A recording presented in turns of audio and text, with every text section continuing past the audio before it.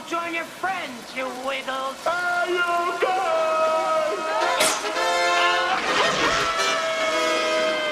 So welcome to episode 1, I guess, Boyd, of Question mark? question mark. Maybe it's 1. Maybe it's 1A. Maybe it's a 002 or beta or pilot 2. But in any case, welcome to the newest episode of Hey You Guys, a podcast about the 80s and 90s by two dudes who lived through it. In each episode, we'll shoot the shit about the movies, music, TV, toys, and more that shaped us into the fine young cannibals that we've become. I'm your host, Jeff Mack, a.k.a. Bebop, and I'm joined as always by my rock steady, Mr. Scott Boyd. And today we are talking about toys. But first, as always, a message from our sponsors. So we'll insert the vintage commercial there. Of course. And then we'll come back. All right, Mr. Boyd, how you doing this fine day? This rainy day, I guess. Well, here in New Jersey, it is a rainy day, but it's good nonetheless. It is the eve of my 37th birthday. Oh, And well, what happy that birthday early. I appreciate that. And what that says is that if we do the math, I was told there would be no math, but the math says that I am a 1983 baby. That makes me 37. And some of the things I want to talk about today are going to dive right into the meat and potatoes of the early 1980s, and I'm psyched about it. Nice, awesome. That's great. Yeah, I was talking to Scott before. It's amazing how we're doing this podcast on stuff from our childhood, and yet we're both saddled with kids that we need to get to bed. And I am proud because right before I put Quincy to bed today, she started talking about G.I. Joe, and she was like really psyched, and she was hoping to get my old G.I. Joe toys from my parents' house, even though they don't exist anymore. They've probably long since been thrown out, but it makes me proud that she's into sort of some of the old school cartoons. Samesies. My 4-year-old, same thing. He looks forward to his birthday, to Christmas. He knows that he's going to get some sort of toy from the past that I have locked inside the basement. In fact, last year, he and my wife picked out a Jurassic Park toy for me for my birthday, for which awesome. for the past 364 days he's played with at least once, and it makes me proud and happy. Speaking of, I wore my favorite shirt for the recording of the podcast today.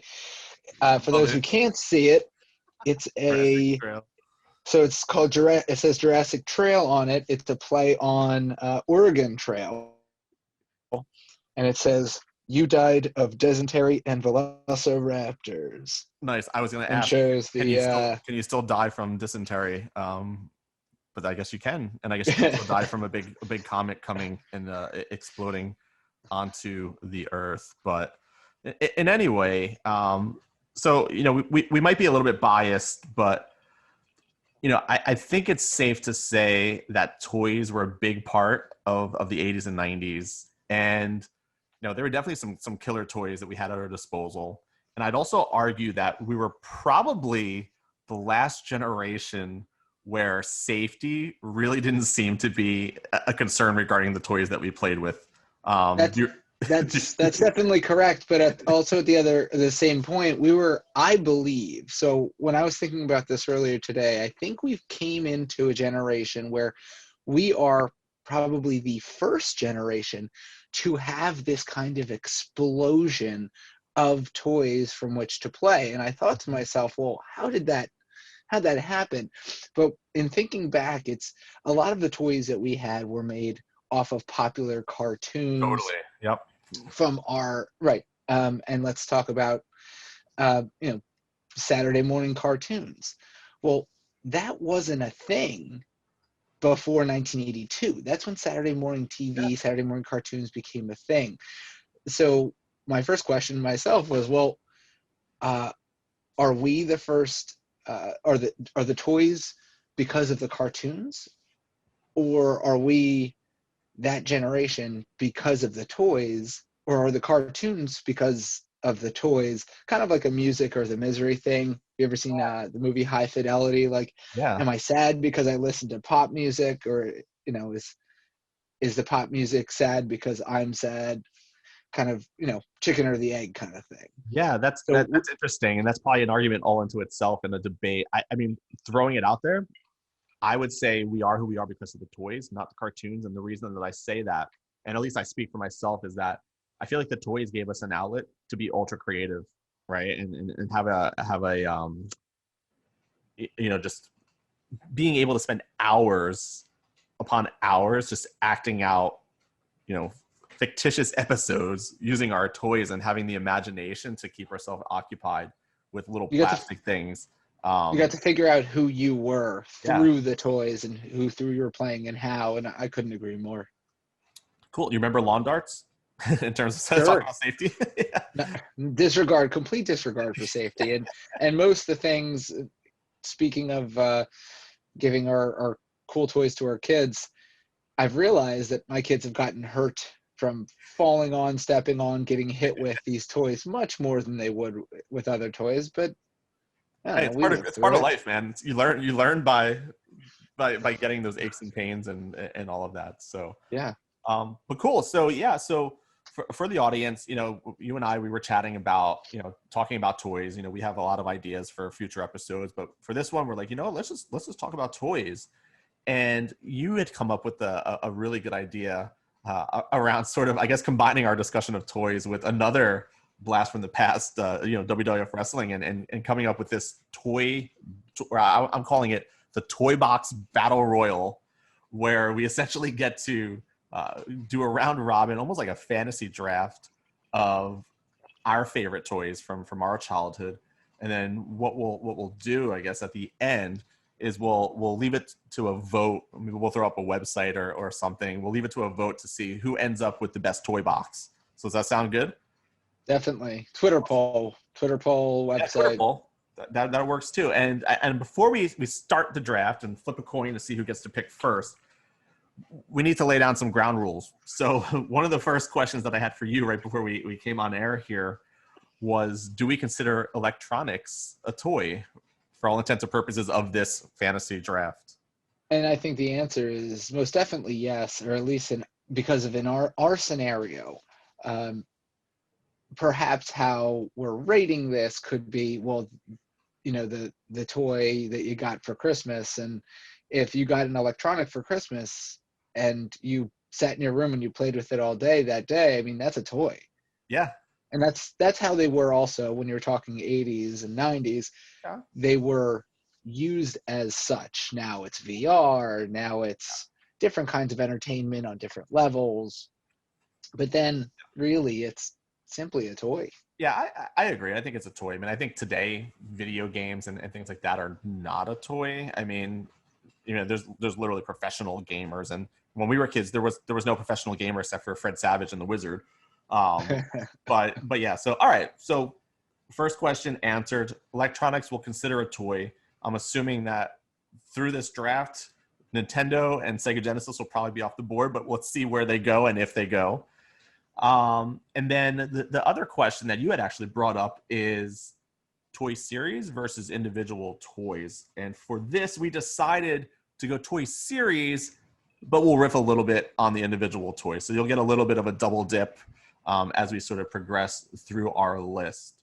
So I think those are basically the ground rules. I have a coin. I will flip the coin, allow you to call it to see who gets first pick, and we'll take it from there. Sound good? Sounds good. All right. Call it. Heads. And it is heads. So Scott, you get the first pick. Well, then it has to be the original 8-bit Nintendo. I mean, it's not, that's the 101. I don't think there's a question, because when that's under your tree, 1989, and you actually got the thing that was sweeping the nation for all kids, yeah, you were bonkers, crazy happy. Do you vividly remember the day that you got it? I do. It was Christmas Day, 1989. My grandparents' house, and my my grandfather and my grandfather helped set it up, and we played Duck Hunt Yeah, and Mario 1, and I was 5 years old. that's awesome. So I vividly remember getting mine as well. So I think it was actually for Christmas, but it wasn't on Christmas Day. It was at my grandparents' house in Hoboken, New Jersey. And I remember going to the Newport Bavonia Mall in Jersey City, probably to like a Babbage's, if you remember Babbage's from back in the day. Sure. And getting it, and the same thing, and the thing that stands out to me, and I don't know why it does, but for whatever reason, when we hooked it up to the television at my grandparents' house, we needed some like wonky like antenna type adapter that you had to like had like these two prongs that you had to like screw into the back. It wasn't like the Yep. plugs that you plug Yep. in. It was like these weird like Yep. antenna things. And I remember with Nintendo, anyhow, I was obsessed with three things outside of the games. One, the Power Glove. I wanted the Power Glove really badly, and that was going to be one of my picks. If you didn't pick Nintendo, it was going to be the Power Glove. I wanted the Action Mat, or whatever the hell they called it, that thing where you ran to play the Olympic game, which was amazing. And the pinnacle of my lust was over the robot. Robbie Robot, I think was his name. That weird robot that had that spinning top thing that I never quite understood what it actually did, but I just remember the commercial for Nintendo had this little robot that you could play some type of game with or something. And I just thought that was cool because I loved robots as well. I mean, that's a whole nother episode. I was really into robots. So I think that's a good pick. That probably would have been my first pick too. So that's one off the board for me.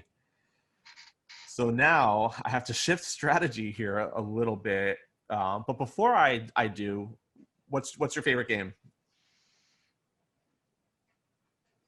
I really should have thought about this a little bit better. So the easy answer is Mario 3, but one of the most real answers, if you want to dig deep, is a game called Bubble Bobble. Bubble Bobble, love that game.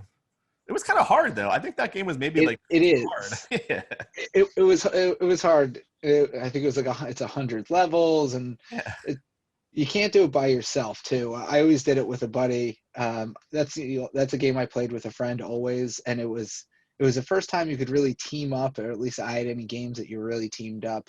And that was a lot of fun because you got to play on the same side as a buddy and try to beat these boards and get to the next level. No, that's cool. Yeah, I think for me, I was never a good gamer ever, including Nintendo. I've actually never beat Super Mario Brothers, which is kind of sad. But the two games that I spent most of my time playing would be Contra and Baseball Stars. And I loved Baseball Stars, like the lovely ladies and the Ninja Black Sox. Like that was my game.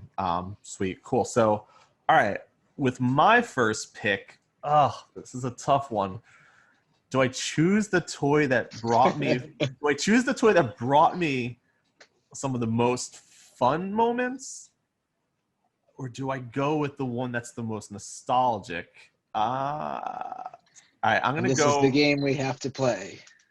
I'm gonna go with the one that brought me the most fun. So this is an unconventional first pick, and maybe this isn't. You know what? I'm gonna be more strategic. I don't think you're gonna pick this one, so I'm not gonna use this for my first pick. So my first pick, I am going to go with. I'm gonna go with GI Joe. That was my jam. I was actually like doing a little bit of research and trying to think back to all the characters and the vehicles that I had, and for whatever reason, my earliest and greatest portion of my GI Joe collection was from around 1985. Which I guess was a banner year for GI Joe, but I had so many of the toys. We talked last week about the one toy that I didn't have, which was the USS Flag, but I had so many of them. And I had the Sky Striker, which was like the F-16 jet. I had the mobile command unit, which was like basically looked like a sand crawler from Star Wars, where the GI Joes can sort of go in. And I remember like the characters. I mean, I had Shipwreck with the little parrot that went on his shoulder, and Serpentor, who was awesome because he was gold. And so I'm going to go GI Joe with my first pick, because if we're allowing people to vote on who has the best toy box, any toy box that has a collection of GI Joe figures, I think that's going to be a fan favorite. So I'm going to strategically, with my first pick, go GI Joe. I think that's the right move. I know you're a huge GI Joe fan, and it's such a huge staple. It was really one of the, I don't know, one of the flagship toy franchises Oh in yeah, the '80s, and I don't think you can go wrong. no, and we'll have to talk about GI Joe the movie in a future episode because that's some like we'll go back and rewatch that now as adults. I guarantee you there's some dark stuff happening in that GI Joe movie. I vaguely remember people dying, which was insane for a kids cartoon, and just nuts. So all right, cool.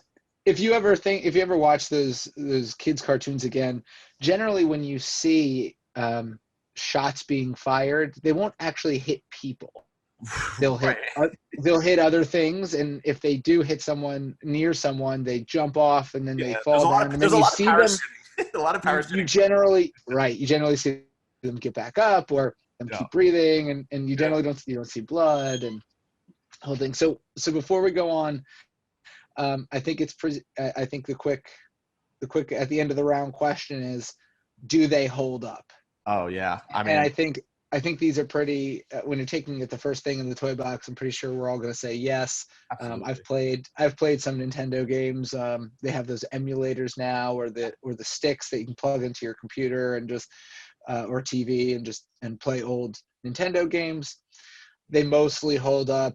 I mean, it's Completely pretty much a agree. no-brainer. Yeah. Completely agree. And I'd even say GI Joe probably holds up extremely well now. I mean, because times are different. Like people are more accustomed to sort of the war type stuff. So I think both of those check in terms of holding up.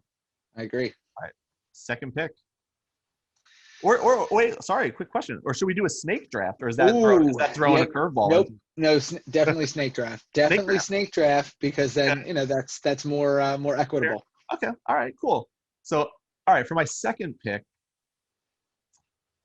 again, I'm wondering if I should be strategic here because I have one that I don't think you're going to pick. So I could probably hold off. So I'm gonna be strategic again. With my second pick, I'm going with WWF wrestlers, the big rubber ones. Sure. That would be, and the funny thing is, I never owned one as a kid ever, but I had a neighbor who had like every single one and had the wrestling ring, and I would just go over their house and play with them and For hours, for hours, just hours. throwing those big meaty like plastic wrestlers at each other in the ring, bashing them on top of Oh, each they were other. dense. They were dense rubber. Like if you threw that at somebody, like a person, like that could injure a person. There was no cheapness in the manufacture quality of those wrestlers, and they could take a beating.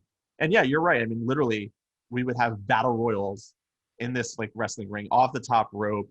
I mean, insane storylines. I mean, we were basically mirroring what we were seeing on the WWF on. I don't even remember what day it was. I just remember Saturday Night Main Event, which was like the one night where I could stay up late and Hogan would make an appearance. But yeah, these toys were just awesome. I mean, personal favorite for me, probably the Iron Sheik because he had the little Sure. pointy toe boots. But there were some great ones. I mean, the Junkyard Dog I think came with the chain and the stuff. So that's going to be my second pick. WWF big rubber wrestlers. I don't think you can go wrong. I think it's another great pick. Awesome. So with your second pick, Mr. Boyd.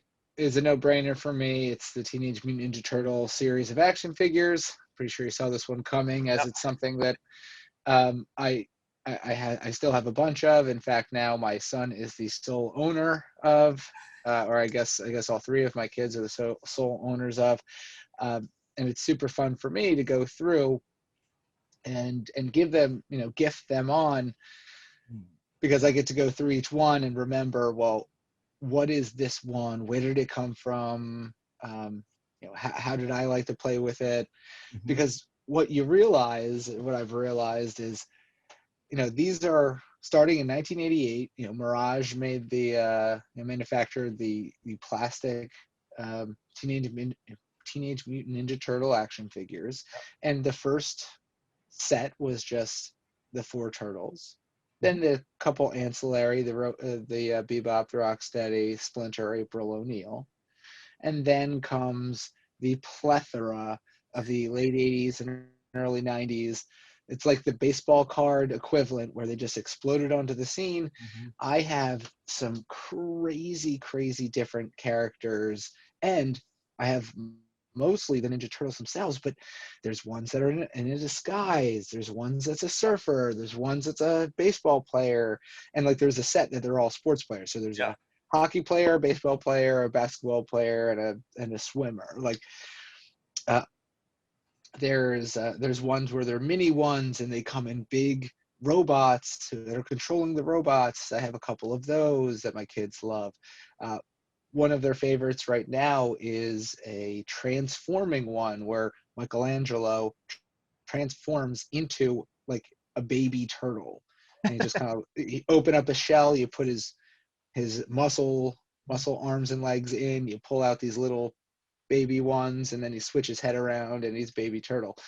So there was just so much going on. I loved the series, loved the toys, pretended to be them as a kid. You know, was one for many a Halloween, and was actually me and the kids and the wife were Ninja Turtles for Halloween as recently as 4 years ago. That's amazing. So yeah. Two questions there. One, in addition to having the toys still, do you still have the accessories and their weapons? The answer is mostly. So you lose a lot of the ancillary. They always came with these, like Leonardo would come with 2 swords, but then he'd also come with like a random ninja star, a random slice of pizza. All that kind of stuff is gone. But anytime they had a helmet or a sword or a nunchucks, that I do have. Oh, nice. But I have noticed that a lot of it is incomplete per se. Yeah. And then what's your favorite character? So So the so favorite Ninja Turtle, I go back and forth, but Raphael probably has to be on the top of the list. Cool but rude.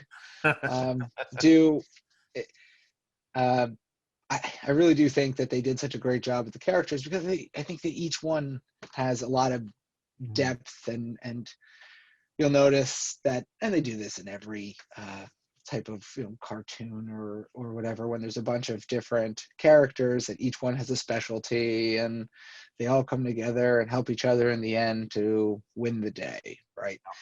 But I think that that's pretty much the case. I think that a great ancillary character is Casey Jones. Love him. Big fan.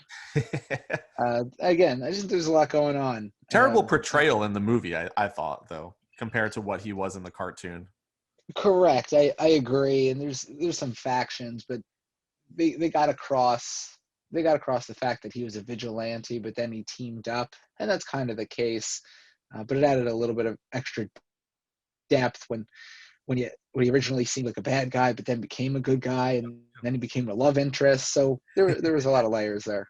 Yeah, I'm a Turtle fan as well. I actually loved the episode on the Toys That Made Us, I think is what it's called, on Netflix, about the Teenage Mutant Ninja Turtles.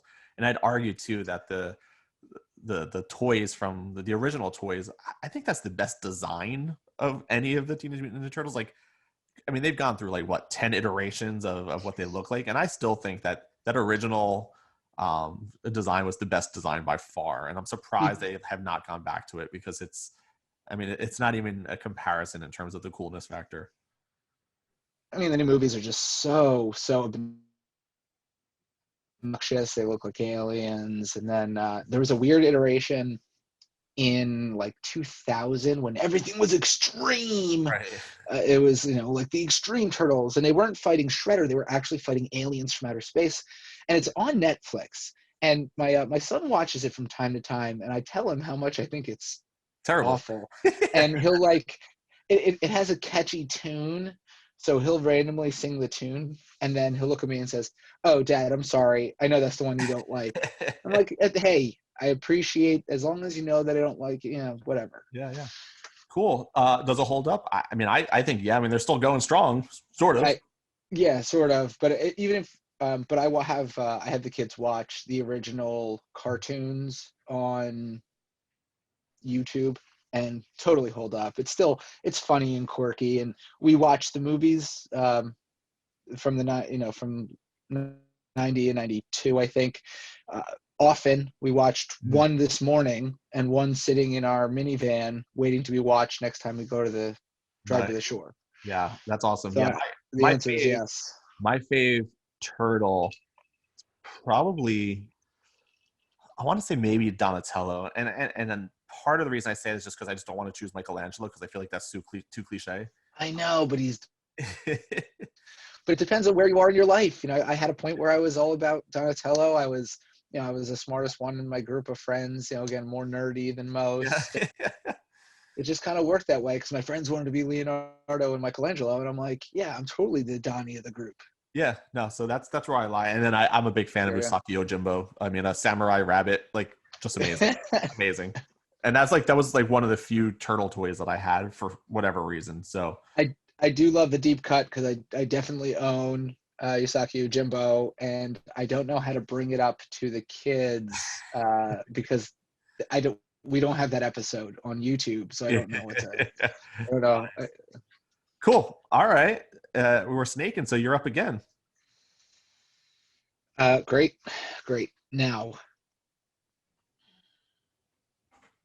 Now my question is, do I double up on a type that was big in my childhood, kind of very similarly, or just try to go completely off the rails? I don't think I'm going to do that. So for me, let me just grab one of the other franchises that I just don't think you can go wrong and that Oh was so no. big for me. I think I'm going to choose the other one that's not the one you're thinking of. I'm going to choose Ghostbusters Okay. Okay. because I almost chose the one that I think I know what the one you're thinking of. But for me, Ghostbusters was the second Ninja Turtles, where the movies came out in the early '80s. It was the first what I thought was a scary movie that I ever watched. I remember being 4 and having it on like at a friend's house or something, and I was like, I'm watching a ghost movie. Oh my gosh, it's so scary. Uh, Well, the first scene is scary. I mean, the whole and it library is. scene is It a is. little bit terrifying. Correct. My wife, I show it to my kids, and my 4-year-old loves it. And my wife's like, I don't think she should be watching that. I'm like, yeah, it'll be all right. I'll do that. Then I'll climb a tree, and then he'll drink out of the hose. Yeah. That's what I did in the '80s. I'm fine. Um, but not only did I love both the movies, just like the Ninja Turtles, but I had a plethora of the action figures and loved to play with them. They had such cool, I guess it kind of seemed like new technology at the time. By technology, I mean it had slime and different and a lot of different types of ghosts that did different cool, like one made a bubble of slime, one would like flip his head around and then look like a totally different creature. And they had some really, really great toys. And I think that locking up Ninja Turtles and Ghostbusters is a great way to make sure that I really got a bookmark and I got a cornerstone for a great toy box. Yeah, I was a big Ghostbusters fan. I mean, we had chatted about this like last week, not on the recording, but I vaguely, well, not vaguely. I mean, I remember coming home watching the Ghostbusters cartoon, watching the real Ghostbusters, which another episode like complete blatant ripoff. And then I remember the toys. I mean, I remember really wanting but never getting, which is funny because it seems to be a theme: always wanting certain, never getting them, but always wanting and never getting the Stay Puft Marshmallow Man. Like that was just a cool toy. And then I remember, and I can't remember what character it was, and I'm sure you know the answer, but there was one where there was like a little switch in the back, and like his eyes would pop out for like fear, and like I think the glasses would up and down, and like they were pretty cool toys, and the proton packs were awesome. Um, that's a great. I mean the ambulance or the Ghostbuster mobile, whatever it was called, was a really cool toy. The firehouse playset was awesome. Just lots of great detail in those toys. I mean, it may not have been like the widest range of characters, but there was some really cool It stuff in there. it was an awesome niche, and you're talking about the Ecto One, which was the vehicle. Talk about Right. Egon, which is the Donatello of the group, Mhm. and and yeah, I mean, again, the forecast of characters. Now I'm realizing all I wanted was a second Ninja Turtle group. The forecast of characters: one's the cool one, one's the nerd one, one's the smart, one's the head of the group. Um, but again, they did a great job, and I think that you made a great point about the detail, and that's what made it fun. Was it was also based in this fantasy, and you really got to use your characters in said fantasy. Yes, agreed. Awesome. All right. And the movies still hold up, Yeah, the movie's great. definitely. Yeah, the movie's great. Those toys I think will still hold up too because of the detail. And Bill Murray playing Pete Bankman, just perfect. Yes. Awesome. All right. So you're building a pretty good toy box. So I'm gonna. Oh man, there's a pick on my list just sitting there staring at me, and like I don't want to pick it, even though it's like it's a classic. It's a classic, and it needs to be picked. So maybe not this pick. All right. So my next pick.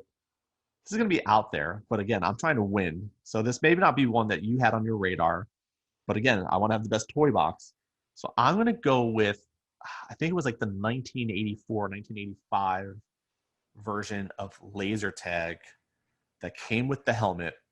The Mm, black, sleek guns, mm. the red and blue sort of differing helmets that had sort of the targets, and you would wear basically like an infrared sensor on your A chest.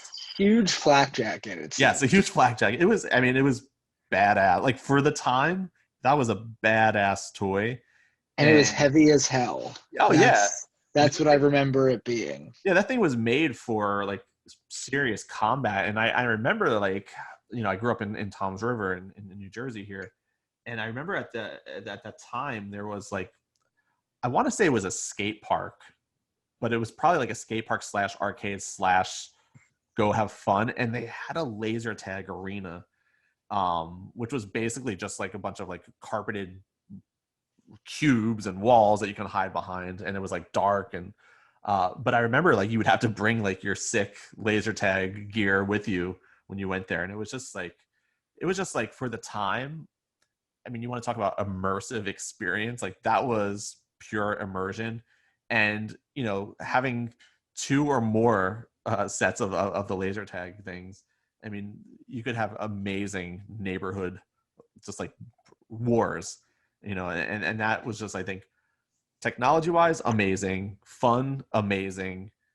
uh I mean, I just think it was great. Does it hold up for today? I'm gonna say no, not in that incarnation. Like I mean, I actually wonder, is there like a modern version of laser tag? Because I'm sure if there is, it's probably 1,000 times better and more accurate. But for the Yeah, time, it was right? great.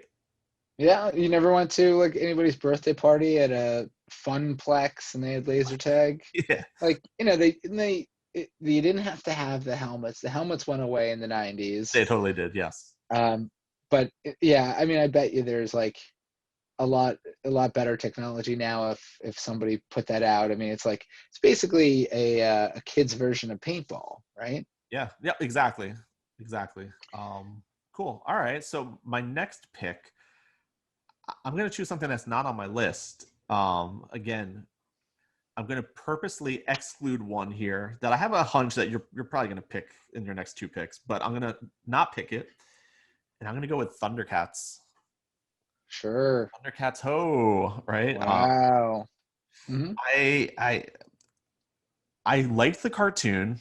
I mean, wasn't a huge fan of it, but for whatever reason, I don't know why. I love the toys, and I don't know if it was just being a little kid and your first crushes being on cartoon females. Like I think Sure. her name was like Chitara, like wearing the one piece skin tight bodysuit. Um, but yeah, I was a fan. I mean, I thought I was a Snarf fan. I thought he was cool. Um, Snurf.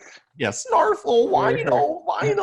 I thought Lino was kind of I don't know, kind of annoying, but I mean the premise behind Thundercats was pretty ridiculously awesome, and they probably had, like, I'm gonna throw it out there, the best cartoon villain.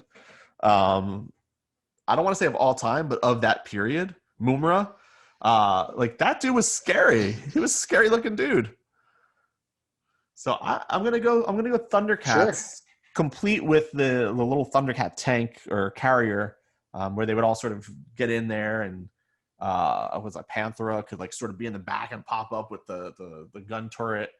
Um, yeah, I thought it was cool, and the coolest thing about the toys, I thought, were trying to actually allow you to recreate what you saw in the cartoon. And I don't know if you remember, but Lion-O came with this, like, power ring that you would put on your finger, and basically what the power ring was just a plastic ring that you could put a AA battery in, and it had, like, a little metal piece at the end, and if you touch the metal to this metal piece behind Lion-O, it created a circuit, and Lion-O's eyes would light up, and that was, like, his way of calling the Thundercats. Again, like, kind of cool. Like, when you're a little kid, you think that's, like, the coolest bit of technology you've ever seen, just being able to get his eyes to light up. But I'm gonna go Thundercats, and that probably was the wrong pick, but I can't get behind what I think was the right pick, because I really wasn't a fan. So if you do end up picking it, I'll definitely chime in. I'm not going to give it away in case you don't, but I have a feeling it's coming in these next two picks. Yeah, and it's possible. I don't know if I want to go the route I think you're thinking of just yet, because I think it's more of a franchise pick again. Mhm. Um, and I'd like to deviate just barely if I can. Yeah. Um, my my choice right now is going to be Rock'em Sock'em Robots. Oh, okay. So I don't think and I think that I want to pull this out there because I know I'm going to get another pick, but I wanted to play this pick because I think it was very timely for toys and games, and kind of brought a couple things together, and had its time and was successful enough. And for those people who don't, who need a little reminding, it's basically two robots in a wrestling ring or boxing ring, and you have these little joysticks, and you push them next to each other, and you click a button, and they punch each other, and when you hit one just right, his head jumps up, and then that means that you win if you knock the other one's head off. And not only was it very um, very, I don't know, kind of perfect in its time, but it spawned a bunch of, I don't know if I want to call them copycats, but a bunch of, I'll use the term again, iterations. In fact, I was so as soon as the Teenage Mutant Ninja Turtle edition came out, I needed to have it. And I forget if it was if it was on Christmas or not, but I remember that I couldn't get over this. I couldn't get over the turtle version of it. And I needed my parents to buy it so badly. I remember tantruming out like crazy because I needed this, and they ended up caving, which I look back and I'm like, why? Like, they should have never done that. That's a terrible idea. But I was so happy that it happened. And then I remember realizing that you needed two people to play with it, and I needed to teach my sister how to do it, and my parents had no interest. But I think that it was very, very much a staple of toys. It's a toy game. It's a game toy Mhm. in the 80s, that I thought was a good cornerstone again to have in a toy box, because I think that I'm going to start branching out a little bit into the game territory. Okay. Okay. But before I do, Well, let me chime in real quick, though. okay, I'm going to say this is the first pick where I would have never picked it, it because, wasn't on your list, yeah. well, here's the deal. I'm not a fan of that toy. Mm. And the reason I'm not is because this is going to make me sound like a complete nerd and a loser, but, and maybe you can tell me I'm wrong, but there's no strategy involved in the game. Like you can't strategically win. I think it's luck of the draw. You know, agree or disagree? In a way. So, does it hold up? The answer is not really. I'd say no. But there's one. So there's one at a coffee place down the street from me, and my son, my 4-year-old, and I have gone and played with it multiple times, and it's one of those things where there's always a glitch, and you have to come at it the right way. And if once you figure it out, it becomes less fun because you know how to beat the system, and it's supposed to be random and skillful, but it ends up being just, oh, you found the glitch. Yes. So basically what I do is if I want my kid's turn to win, I beat him a couple times, and then I'll let him win one, and then I'll beat him a couple times. If I do that, but I know how to finagle it for sure. So I wanted to go that route. Just I thought it'd be a little bit of a nice deviation. I like it. Yeah, I like it. Before I jump back into the franchises and go with the Transformers. Oh, that was the one. That was the one that I just I knew it not was. choose. I knew it was because it's so perfect, and it's such an amazing. It's kind of a masterpiece because it in a way. So it I love that it digs on like this little kid love for all things all things like toys and cars, and they love the transforming part, and then they fight crime too. So it's all part of this masterpiece plan that just makes it a phenomenal toy. Yeah. When you're talking about, again, we're talking about what makes the Turtles great, or G.I. Joe, or Ghostbusters, where you have each piece has its own profile and it does its own job, and you really get to live the experiences through these toys. It's the same deal where each different character had its own specialty, different color patterns, different things it did well and not as well, and you got to live your cartoon through the toy. We're going over it again, but it's just so perfectly 80s, 90s that I think I didn't want to leave the round without having the Transformers in the toy box. Yeah. So this is a tough one, right? So I think, yes, strategically, if that's in your toy box, you have a leg up. I mean, it's almost like almost like an extra life, right? I just, for whatever reason, I watched Transformers every day. I think everybody did.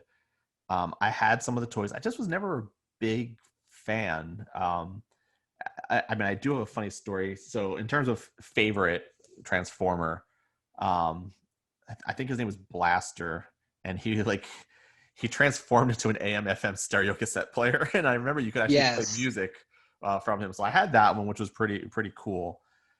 But I remember having what I thought was the coolest of the Transformers, which was Megatron, right? And I think he transformed into a gun, right? And I remember a vivid memory. You talk about just like the weird memories that stick into your life. Vivid memory of me bringing Megatron into show and tell in kindergarten, and the way that it worked, you brought something in, you talked about it, and you passed it around your class to see it. And I remember I passed it around, and one of the damn kids in my class just broke Megatron, broke him in pieces, and I just was so devastated. Partly because he broke it, partly because I thought it was a badass looking gun. If I remember correctly, I think it was like a German Ruger or something like that, which I thought were just cool looking guns. Again, probably wouldn't play in today's world.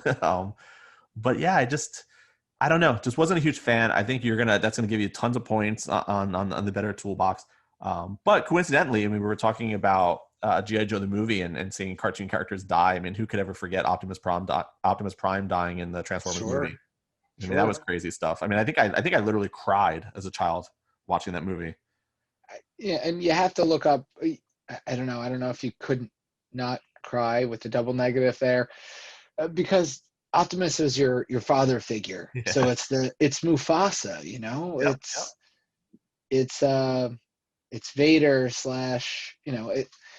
it's the father figure. So it's a father figure. It's the leader. It's Splinter and Leonardo all in one. So you have to be just totally taken down after a Totally. catastrophe like that. Totally. Yeah, I liken Optimus Prime to like Uncle Phil. I feel like they're kindred Sure. spirits. So all right, good pick. That may steal the win for you, but that's all right. We still have a few more. We keep going. I think we can do a few more rounds here. So I'm gonna take one that is I think it's an obscure toy, and this is the one that I earlier said it was probably the toy that brought me the most enjoyment. And that is the Nerf Blastable. Um, so it was perhaps the simplest Nerf gun that existed. It was essentially just a long tube with like a handle that you can extend, almost like a syringe. You can load 2 Nerf balls or maybe 3 Nerf balls into it, and you basically just like slammed it and it would just shoot. But the Uh, way that we uh, played with it, we essentially created a sports league, a blastball sports league in my neighborhood, and we created like a more or less like basically like a dodgeball, and we would just compete. We would have massive neighborhood-wide tournaments in the backyard of one of my friends, and I mean, literally the most epic Nerf battles in the confinement of this like 2-quadrant court. And if you got hit with the ball, you were out. And I mean, you would just see the most incredible like body contortions to avoid being hit with these Nerf balls, and it never hurt. But you can get like a pretty accurate, like pretty forceful shot with these things, and I would buy them in a second if they still existed. I don't know that they do. I did see them on eBay for $50, which is kind of crazy considering it costs $1 to manufacture. oh yeah. But I mean, it was a toy, sort of. It involved sport. It involved sort of the element of danger to a degree, and it just, like I said, I mean, neighborhood-wide tournaments brought lots of enjoyment to me as a child. Sure. And this goes into just how well Nerf played our market Mm-hmm. in the 80s and 90s. I mean, just started being it just started being what you did when you were outside. You threw the Nerf footballs. You played with all the Nerf guns. I'll this isn't going to be on my list, but I had the Nerf bow and arrow, Yeah, yeah, which the commercial jingle is still in my head to this day. Nerf bow and arrow, and they just pegged our demographic just perfectly. yeah. Nerf crushed it. I'm a little surprised it's not as popular as I think it should be, but maybe it is popular. I just know they're incredibly expensive these days, which maybe is part of the reason why it's not as popular. But yeah, Nerf guns, awesome. I've bought numerous cheap ones for my kids. Terrible idea in hindsight because they just try to shoot each other in the face at close range, and those things do pack a punch. The little darts. So yeah, Nerf. That is an awesome memory. And then for my next pick, do I go the one franchise that hasn't been picked yet, or do I go? Oh man, I'm gonna have to go the one franchise that hasn't been picked if I want to win. I'm gonna go He-Man. Sure. He-Man, was a fan. I watched the cartoon all the time. I don't know that I ever actually understood what the hell was happening in the cartoon. It was always a little weird. He-Man himself was a little weird. Prince Adam, that transformation was a little bit weird. All the characters were a little weird, like Man of Arms, Skeletor, a little bit weird. Like everything about it was a little bit weird. Skeletor was a little bit weird, but I mean, we talked about the other main villains that were just absolute pinnacle of villains. You can go with Shredder. You mentioned one earlier too, but Mumra. I think but I think Skeletor is right there with them all as just this premier patriarch of evil. Yeah, I was a fan, and it's weird because my favorite characters of the He-Man toys were two like pretty insignificant, I guess, in the grand scheme of things. So one was Moss Man. I don't know if you remember him. He had like this weird, like kind of like furry body, really strange. And then the other one that I just loved, and I should have done my research, but what's his name? Orko or hold on, I have to look it up. He-Man Orko, yeah, Orko, which was like this weird faceless wizard that wore like a cloak and a weird witch's hat.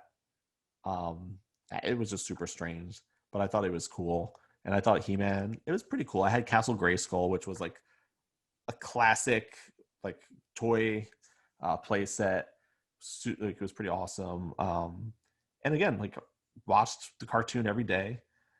I guess I was a fan because I watched it every day, but like never really fell in love with He-Man the way I did with G.I. Joe. But Sure. I think it was just interesting in that there was like a huge array of different characters.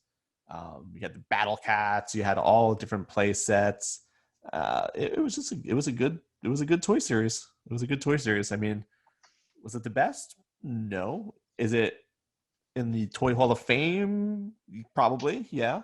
But again, it's like, the more we pick these toys, the more you're right. I mean, they're all based on cartoons, and that was such a genius marketing strategy to sell these toys to kids. Genius, absolute genius. And I've noticed it with my kids. Anytime we have we watch a cartoon of something and then they see it in the, accidentally in a toy aisle or at a drugstore, they go ape over it. Cool. So let's do one more round. So you get one more pick, I'll get one more pick, um, and then we'll call it. And then I think that's a good idea. So I'll do, we'll do one more round, and I'm not going to choose, and then I'm going to give you one that was in consideration. But if I get one more pick,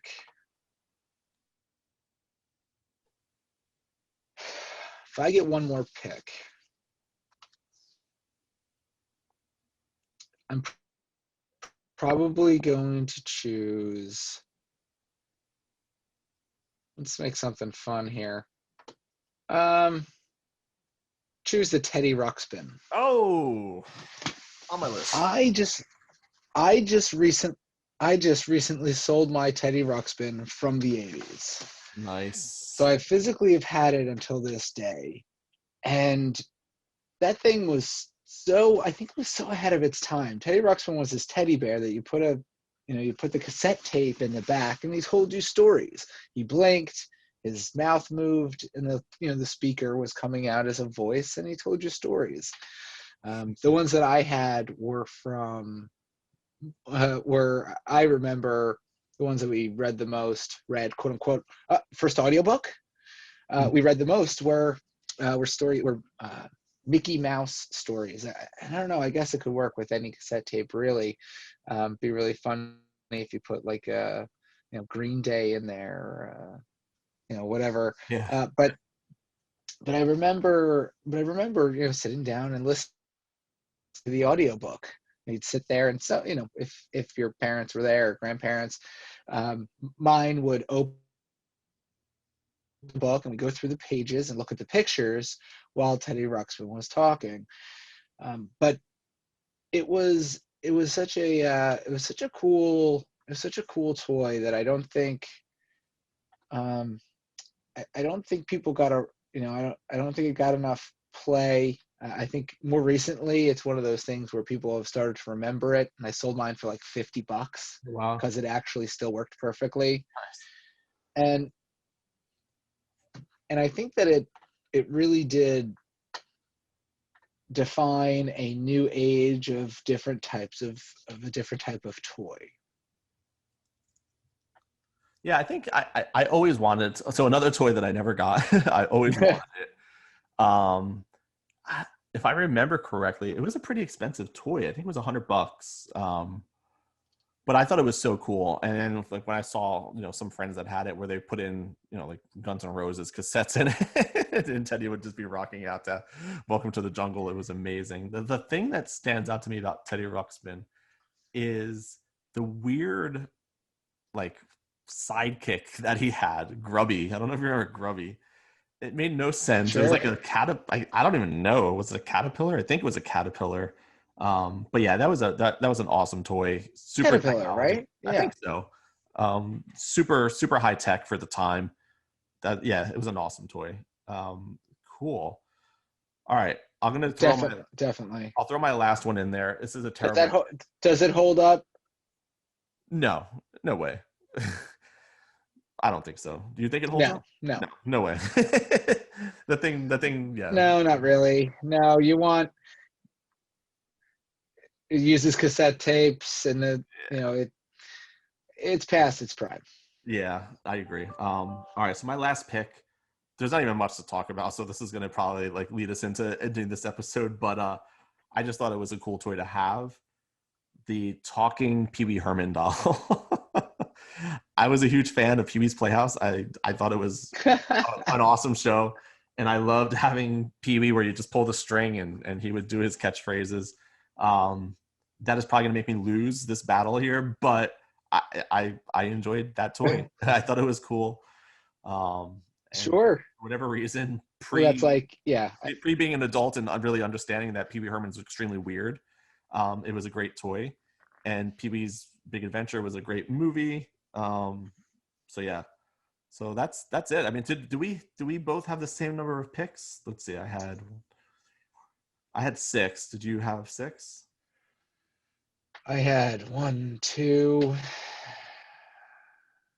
3, 4, 5, and 6. All right. I had 6. Things that were in consideration for me. We never got back to the Game Boy was going to be in there. Good one. Mr. Potato Head, Light Bright, and something I thought was very interesting in my thoughts were. Do you remember the dolls? The My Buddy doll, which was like the Yeah. guy version of My buddy, My Buddy and Me, right? This is like my buddy and me, and the kid's sister was the girl version, right? it was the version of it was like the dude version of like the American Girl, or not really like, but also there was the My Pet Monster. Oh yeah, that was awesome with the breakable chains. Yes, so Oh, that was that was a good basically one. like, again, like that's for the kid who wants a teddy bear, but also is like, a little old for a teddy bear, so he Yeah. had a pet monster. So I thought that was so those were on my list, and I think those were all kind of like the same kind of things, or like the wrestler pillows, like Yes. those were cool. No, those are.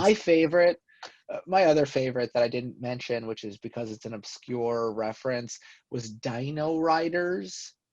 Any chance you remember Dino Riders? I think I did. Was there an accompanying cartoon with that as well, like a short-lived? So yes, so it was a Are they 6 or 8 robots? episode. No, so it was 6 or 8 episodes, and basically this future people accidentally went back in time because they were being chased by bad guys. They landed on Earth with the dinosaurs. The good team were good guys, and they like made friends with the dinosaurs, and the dinosaurs did what they wanted because they were nice. And the bad guys developed these brain boxes that Yes, I do remember the told the dilemma. dinosaurs I what remember to the one do. dinosaur with the headpiece thing, right? The Yeah. head, right? All the bad guys put the headpieces to brain control them. Yeah. That was always my favorite, but it was very obscure. Not many people know about it, but I always had a lot of fun with them because they were people, and they were people riding Yeah. dinosaurs. I just thought it was a really cool thing. Right up your But alley. one thing, correct. Before we go, I did want to mention, we were talking about how the explosion of the toys came from like the cartoons. But what's also interesting is the Dino Riders themselves were was put on by Tycho. So Tycho made the toys. Tycho made the cartoons, and Tycho had all the commercials in between the cartoon and was selling their Tycho RC cars.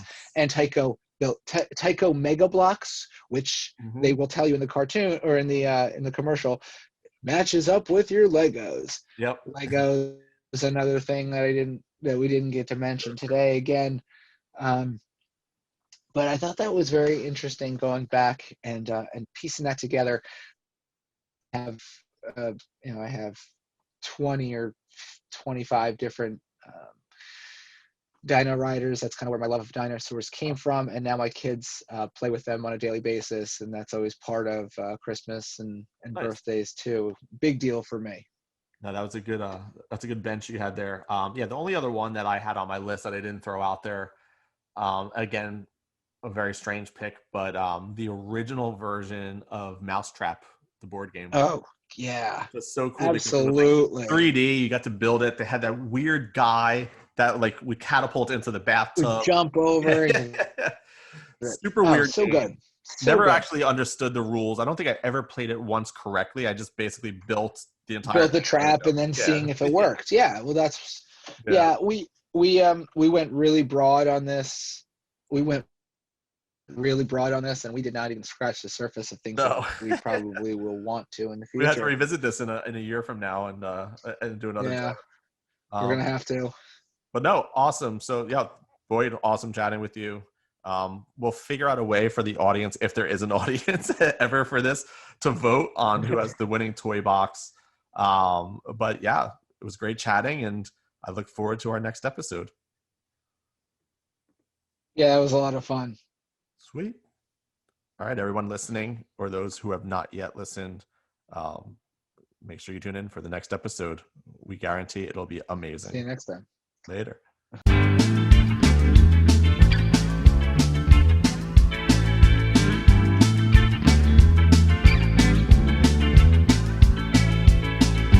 Come on, baby, show me the town. I didn't know that you